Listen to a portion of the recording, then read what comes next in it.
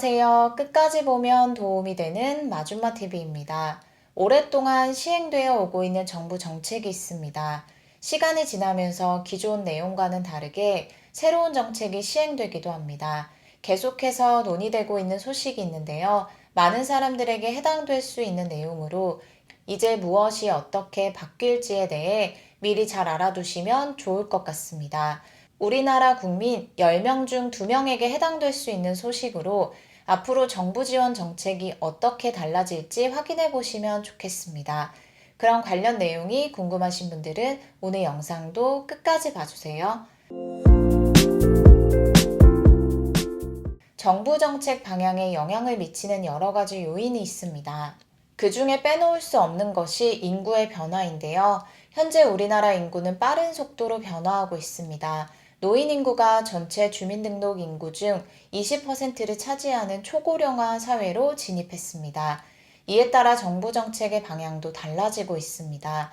건강히 노후 생활을 하고 계신 어르신들의 삶을 지원하기 위해 올해는 역대 최대 규모로 노인 일자리 사업을 시행하기도 하고 일상생활에 꼭 필요한 맞춤 돌봄 서비스를 제공하는 지원 정책도 시행되고 있습니다.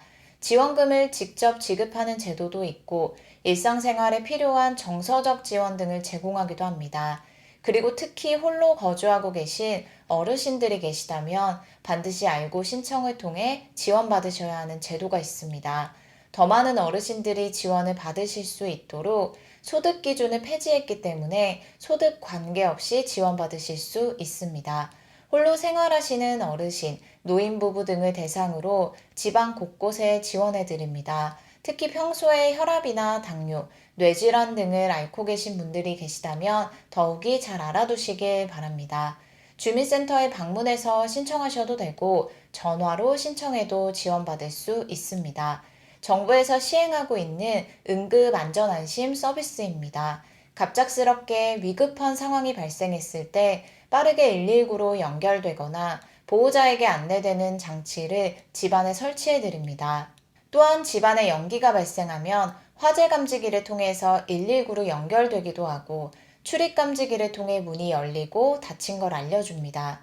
응급 버튼을 누르면 119로 연결되는 응급 호출기, 움직임이 없으면 알려주는 활동량 감지기, 저장된 비상연락처 또는 소방서로 전화 연결되는 게이트웨이, 그리고 앞서 말씀드린 화재 감지기, 출입 감지기를 집안에 설치해 드립니다. 평소에 홀로 생활하시면서 도움이 필요할 땐 어떻게 하지? 라는 생각을 하신 적 있으신 어르신이 계시다면 신청해 보시길 바랍니다. 그리고 연로하신 부모님의 안부가 늘 걱정되셨던 분들도 주민센터에 전화하셔서 집안에 설치해 드리면 혹시 모르는 상황에 큰 도움이 되실 수 있을 것 같습니다. 그리고 앞서 안내드린 제도와 함께 알고 신청하시면 도움이 되실 만한 또 다른 정부 지원 제도가 있으니 알아두시면 좋을 것 같습니다.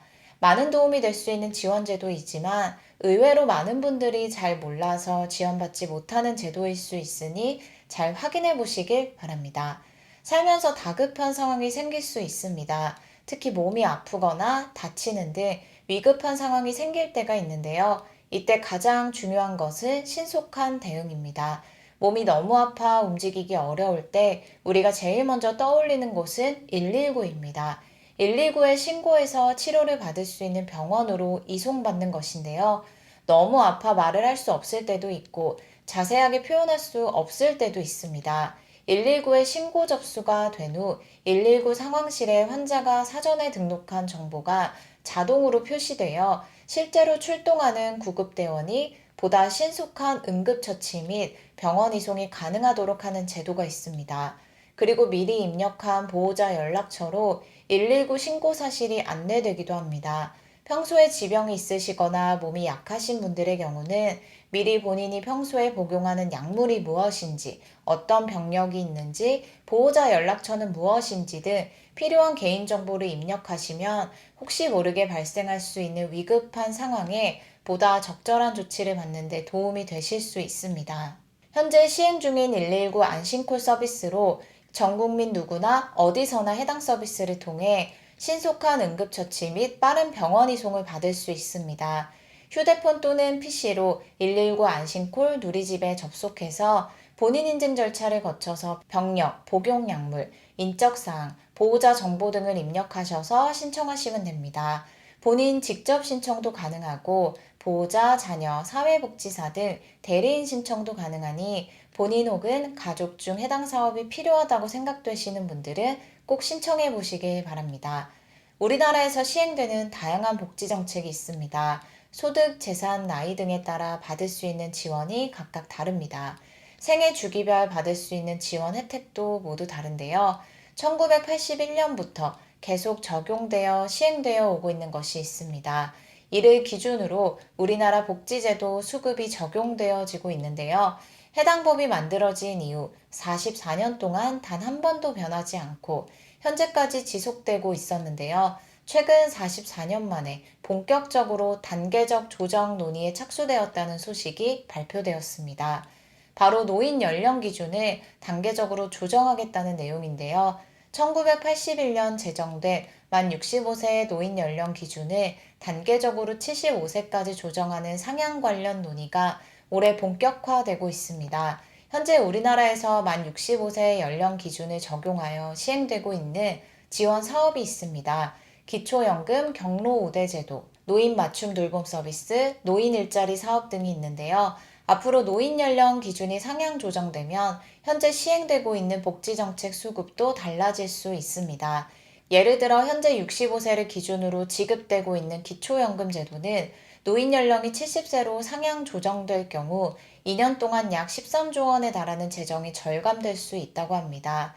현재 계속 논의 중인 75세까지 노인 연령 기준을 상향 조정하겠다는 내용의 결과 발표 소식을 기다리고 계신 분들도 있으실 것 같은데요. 정부에서 5월까지 노인 연령 기준을 얼마나 올릴지에 대한 발표하는 것을 목표로 논의하고 있다고 합니다. 늦어도 5월까지는 상향 적용에 대한 부분을 발표하는 것을 목표로 하고 있다고 하니 이 점도 함께 잘 알아두시면 좋을 것 같습니다. 현재 우리나라 인구는 전체 20%가 노인 인구가 차지하는 초고령화 사회에 진입했고 이에 따라 다양한 정부 정책 방향이 논의되고 있는데요. 44년 동안 계속해서 65세를 기준으로 적용되어 오던 노인 연령을 정부에서 어디까지 상향할지에 대해 논의 중인 부분에 대해 추가적으로 발표되는 새로운 소식이 있으면 다시 한번 영상을 통해서 안내드리겠습니다. 오늘 영상도 끝까지 봐주셔서 정말 감사합니다. 구독과 좋아요, 알림 설정 꼭 부탁드립니다. 감사합니다.